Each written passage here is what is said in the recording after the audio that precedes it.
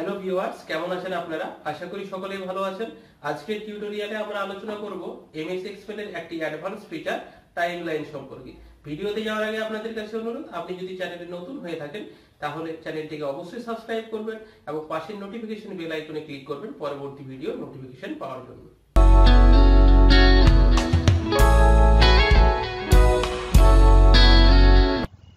Pivot table timeline শেখার জন্য আমরা প্রথমে মূল যে ডেটা টেবিলটি রয়েছে সেটিকে পিভট টেবিলে কনভার্ট করে নেব।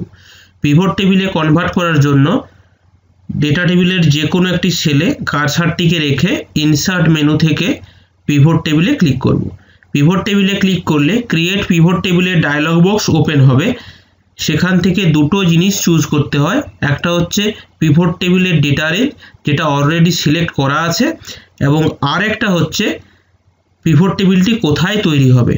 আমি এই ওয়ার্কশিটের মধ্যেই তৈরি করব, সেই জন্য এক্সিস্টিং ওয়ার্কশিট চুজ করে যে কোনো একটা ব্ল্যাঙ্ক সেলে ক্লিক করলাম যেখানে থেকে পিভট টেবিলটা শুরু হবে। এরপর ওকেতে ক্লিক করলাম। ওকেতে ক্লিক করলে একটি ব্ল্যাঙ্ক পিভট টেবিল আসবে।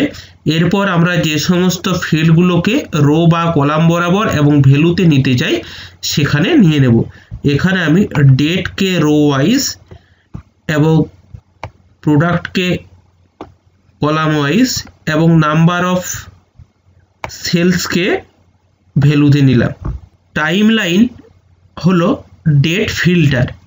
এর সাহায্যে আমরা পিভট টেবিলের ডেটাকে ডেট ওয়াইজ খুব সুন্দরভাবে ফিল্টার করে নিতে পারি। টাইমলাইন অ্যাড করার জন্য আমরা অ্যানালাইজ অপশন থেকে ইনসার্ট টাইমলাইন অথবা ইনসার্ট থেকে টাইমলাইন অপশনে ক্লিক করতে পারি। টাইমলাইনে ক্লিক করলে ইনসার্ট টাইমলাইনের একটি ডায়লগ বক্স ওপেন হয় এবং এখানে একটা মাত্র ডেটের কলাম রয়েছে, সেই জন্য ডেট একটা এসেছে। আমরা এটাকে চেকমার্ক দিয়ে ওকেতে ক্লিক করব। ওয়ার্কবুকের মধ্যে টাইমলাইন অ্যাড করার পরে আমরা দেখতে পাচ্ছি টাইমলাইন টুলসের আন্ডারে অপশন নামে একটি নতুন ট্যাব যুক্ত হয়েছে, যেখানে থেকে আমরা টাইমলাইনটিকে সুন্দরভাবে সাজিয়ে নিতে পারবো। এখানে বিভিন্ন ধরনের টাইমলাইনের স্টাইল রয়েছে।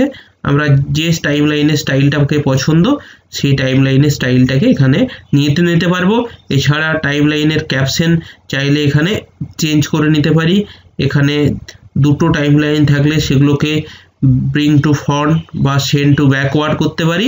এছাড়াও আমরা টাইমলাইনের যে হাইট উইথ রয়েছে সেটাকে পরিবর্তন করতে পারি। নর্মাল আমরা এইভাবে ড্র্যাগ করেও হাইট উইথকে পরিবর্তন করতে পারি।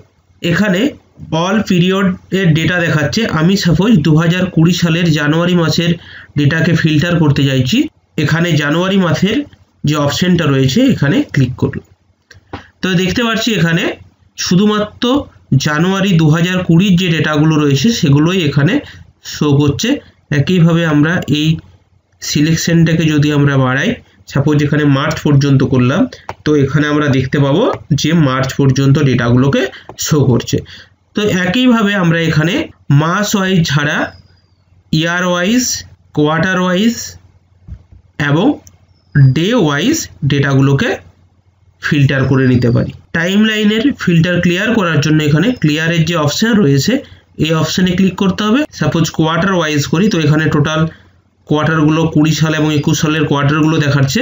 তো আমরা এখানে সাপোজ 21 সালের ফার্স্ট কোয়ার্টার দেখব, তাহলে এখানে 21 সালের সরাসরি যে কোয়ার্টার 1 রয়েছে এখানে ক্লিক করলাম, তো দেখতে পাচ্ছি 21 সালের ফার্স্ট কোয়ার্টারের ডেটাগুলোকে দেখাচ্ছে।